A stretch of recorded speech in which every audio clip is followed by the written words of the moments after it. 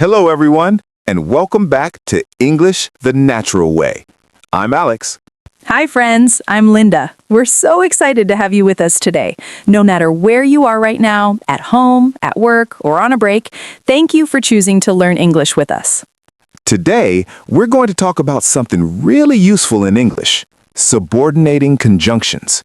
I know that sounds like a complicated grammar term, but don't worry. We're going to make it super simple and easy to understand. That's right. These little words will help you make longer, more interesting sentences. Before we start, if you enjoy learning English in a natural and simple way, please like this episode, share it with your friends, and subscribe to English the Natural Way. All right, let's get started.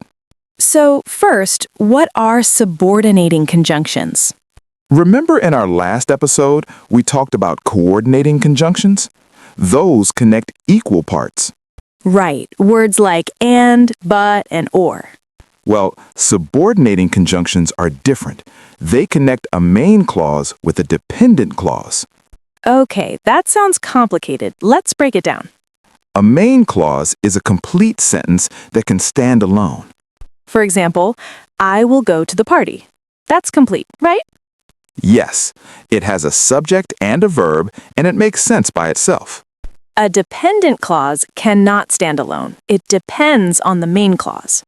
For example, if I have time. This doesn't make sense by itself. Right. If I have time leaves us wondering, if you have time, then what?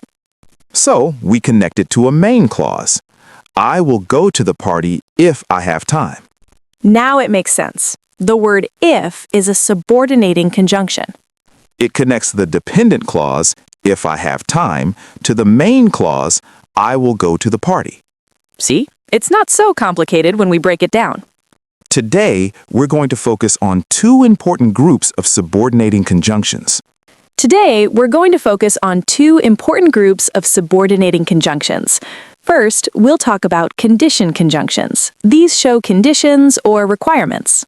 Then we'll talk about contrast conjunctions. These show difference or opposition. Let's start with condition conjunctions. Condition conjunctions tell us when or under what circumstances something will happen. The most common one is if. If introduces a condition. It means in the case that or on the condition that. For example, if it rains, we'll stay inside. The condition is it rains.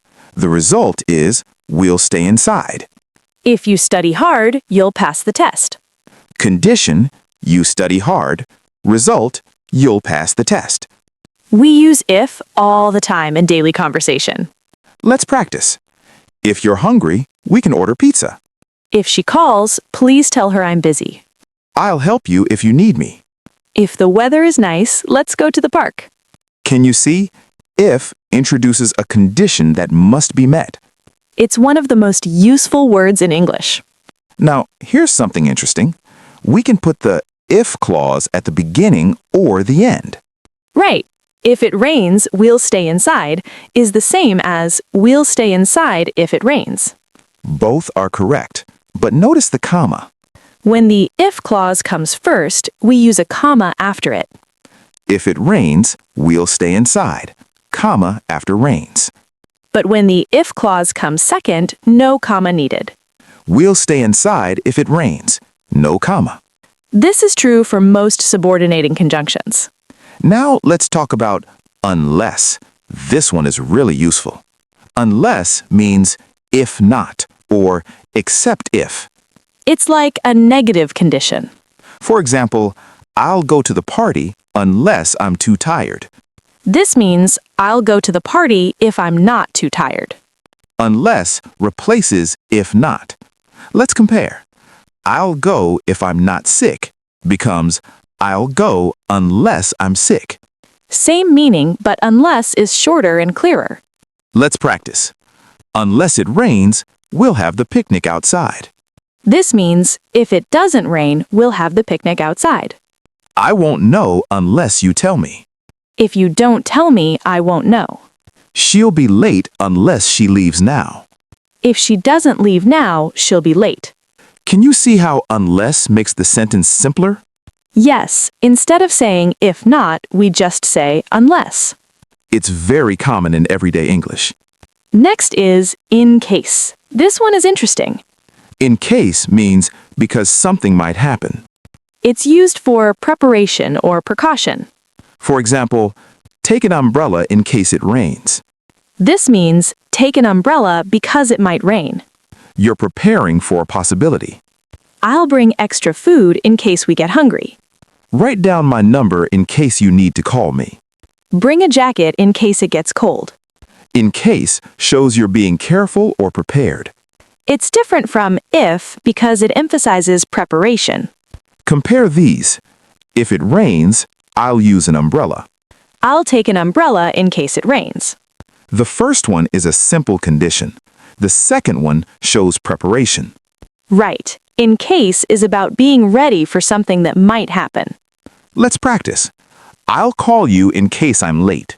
Save my number in case of emergency. Take water in case you get thirsty. I'll wake up early in case there's traffic. All of these show preparation for possible situations. Finally, let's talk about provided that. This one is more formal. Yes, provided that means on the condition that, or only if. It sets a specific requirement that must be met. For example, you can borrow my car provided that you drive carefully. This means you can borrow my car, but only if you drive carefully. It's like giving permission with the condition.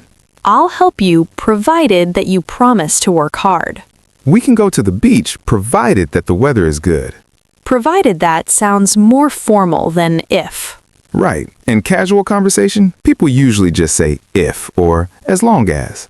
You can borrow my car as long as you drive carefully. As long as has the same meaning, but sounds more natural in conversation. Yes, but provided that is good to know for formal writing or business English. You might see it in contracts or official documents. Let's practice, you can join us provided that you're on time. The event will happen provided that we have enough people. I'll lend you money provided that you pay me back next week.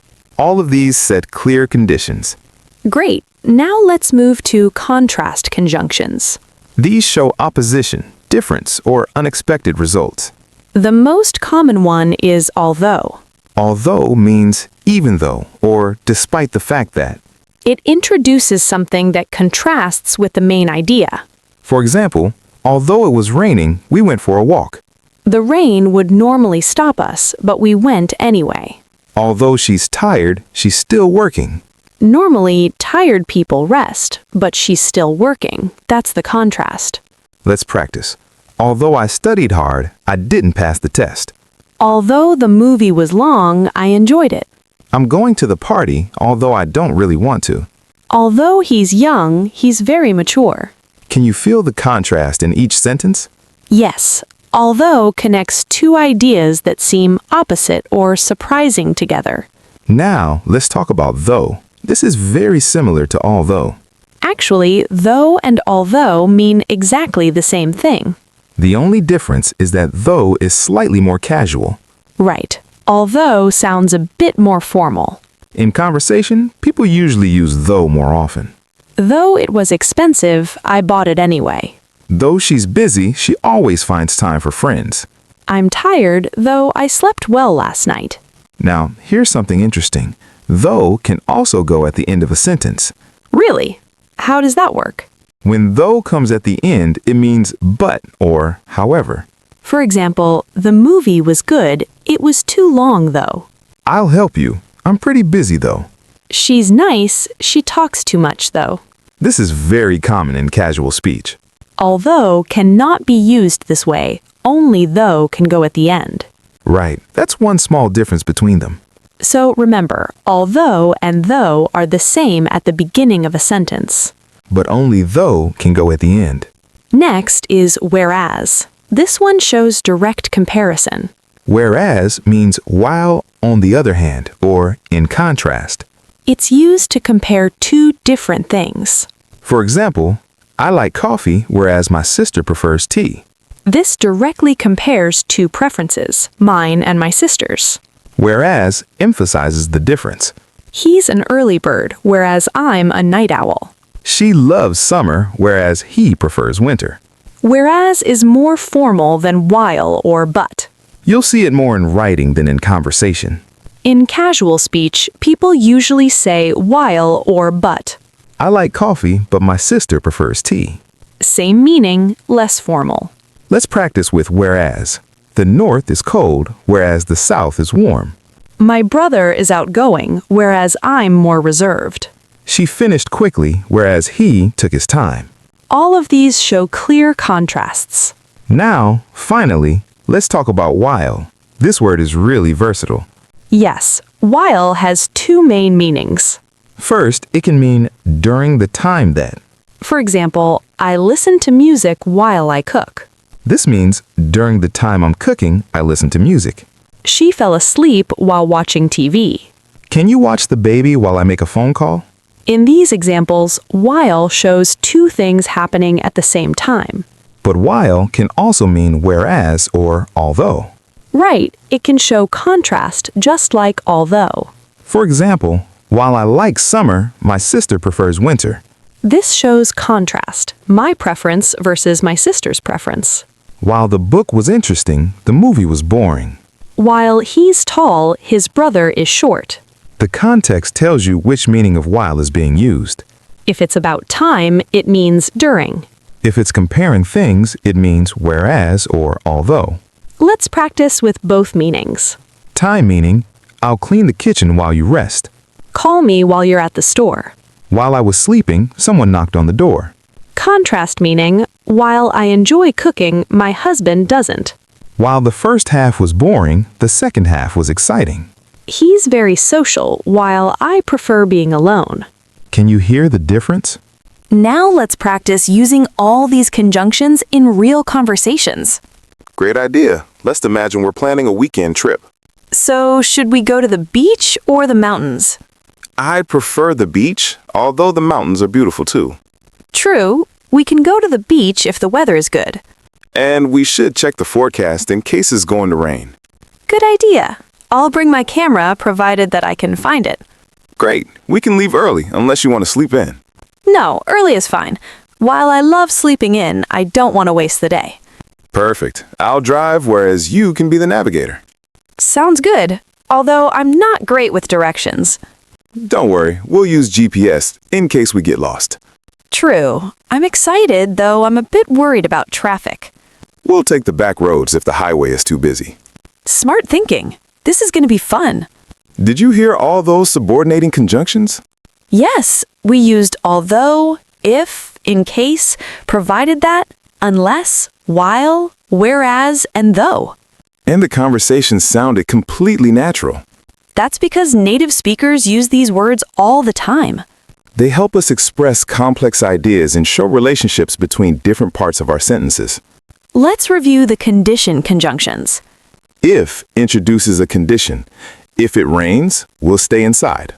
Unless means if not. I'll go unless I'm sick. In case shows preparation. Take water in case you get thirsty. Provided that sets a requirement. You can go provided that you finish your work. All of these show conditions or circumstances. Now let's review the contrast conjunctions. Although shows contrast. Although it's cold, I'm going out. Though is the same but more casual. Though I'm tired, I'll help you. Whereas shows direct comparison. I like tea, whereas she likes coffee. While can show time or contrast. While I cook, you can set the table, or while I'm tall, my sister is short. All of these show opposition or unexpected combinations. Let's talk about common mistakes learners make. Yes, this is really helpful. One mistake is forgetting the comma when the subordinate clause comes first. Right. If it rains, we'll stay inside. The comma is important. Without it, the sentence can be confusing. Another mistake is using unless with a negative. Right, unless already means if not, so we don't add another negative. Wrong. I won't go unless I don't have time. Correct, I won't go unless I have time.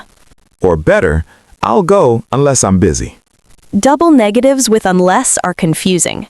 Another mistake is confusing if and in case. Right, they're similar but different. If it rains, I'll use my umbrella. Condition and result. I'll bring my umbrella in case it rains. Preparation. The focus is different. If is about what will happen. In case is about being prepared. Let's practice making sentences with each conjunction. Great, I'll start. If you need help, just call me. Unless you study, you won't pass. Take a sweater in case it gets cold tonight. You can use my laptop provided that you're careful with it. Although she's young, she's very responsible. The first movie was great, though the second one was disappointing. I prefer tea, whereas my husband drinks coffee. While I was shopping, my phone rang. Perfect. All natural sentences. Now let's create a longer story using many of these conjunctions. Good idea. Let's talk about a typical day. Yesterday was interesting. Although I woke up late, I still made it to work on time. How did you manage that? I skipped breakfast and took a taxi. While I was in the taxi, I checked my emails. Smart. What happened at work? I had a big meeting. I was nervous, though I had prepared well. How did it go? It went great. My boss was impressed, whereas my coworkers seemed jealous. Oh no, what did you do? I invited him to lunch in case he was upset. We talked, and he felt better. That was kind of you. Well, we're a team. If we don't support each other, nobody wins. True. What did you do after work? I went to the gym. Unless I exercise, I feel sluggish. Good habit. Did you cook dinner? Yes, provided that I had ingredients, I wanted to make pasta. And did you? I did. Although I'm not a great cook, the pasta turned out delicious. That was a great story with so many subordinating conjunctions. And it all sounded natural, right? Absolutely. That's how we use these words in real life. They make our English richer and more detailed. Now it's your turn to practice. Try making your own sentences with these conjunctions. Use if to talk about conditions, unless for negative conditions. Use in case when you're preparing for something. Use although and though to show contrast. Use while to talk about two things happening together or to show contrast. Write your sentences in the comments. We'd love to see them. Don't worry about mistakes. Every sentence you write helps you improve. Practice makes perfect. If you enjoyed this episode, please give it a thumbs up and subscribe to English the Natural Way. We create new episodes every week to help you learn real, everyday English. Leave a comment below with your practice sentences. We love hearing from you and seeing your progress. Remember, subordinating conjunctions help you express complex ideas. They connect different parts of your thoughts together. Master these, and your English will sound much more sophisticated. Thanks so much for listening today. Keep practicing, keep learning, and keep believing in yourself. See you next time. Bye, everyone. Bye.